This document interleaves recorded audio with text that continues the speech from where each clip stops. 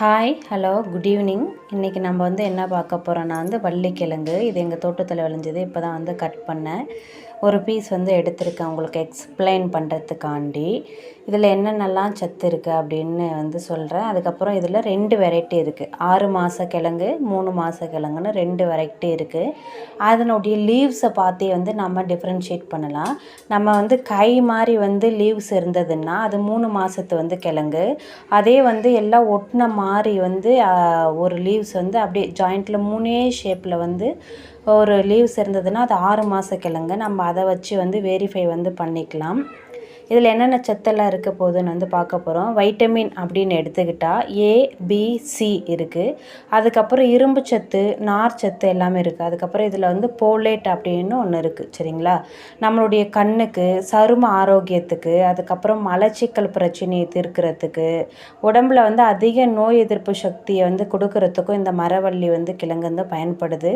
நம்ம இன்னொன்று ரொம்ப முக்கியமானதை ஒன்று மனதில் வச்சுக்கணும். அளவுக்கு மிஞ்சினால் அமிர்தமும் நஞ்சுன்னு சொல்லுவாங்க. எல்லா உணவுமே நம்ம அளவோடு எடுத்துக்கணும். இதுவும் பதமாக குறிப்பிட்ட இதில் வேக வச்சு அளவோடு எடுத்துக்கணும்.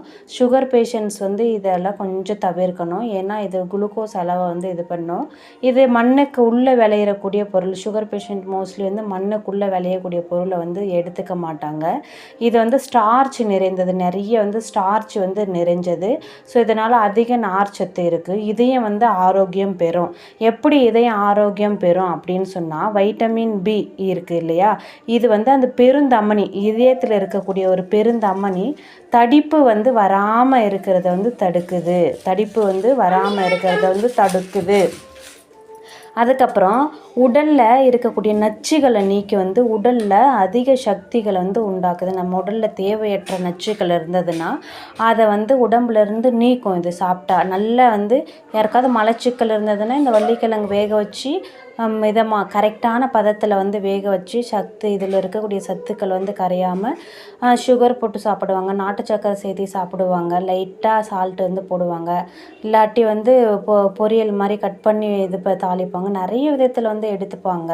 சரிங்களா? அவங்களுக்கு தேங்காய் எல்லாம் துருவி ஆட் பண்ணி பிசைஞ்சு சாப்பிடும் பொழுது ரொம்ப ஸ்வீட்டாக இருக்கும். சில பேர் நல்லா வேக வச்சு தோலெல்லாம் எடுத்துகிட்டு ஆயில் போட்டு பிசைஞ்சு உருண்டை பிடிச்சி சாப்பிடுவாங்க. நிறைய விதத்தில் அவங்களுக்கு பிடிச்ச மாதிரி எடுத்துக்கலாம்.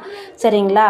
அதுக்கப்புறம் சரும ஆரோக்கியத்துக்கு இது நல்லது. அதுக்கப்புறம் உடல் எடை குறைப்பதற்கும் இது ஒரு பெரிய பங்கு வகிக்குது. இதில் நார்ச்சத்து எந்தெந்த பொருள் எல்லாம் இருக்கோ அது அதிக நேரம் நமக்கு பசி இல்லாமல் நீண்ட நேரம் நம்மளுக்கு உடலில் ஆரோக்கியத்தை கொடுக்கும். சத்துக்கள் நிறைந்திருக்கும். நன்றி.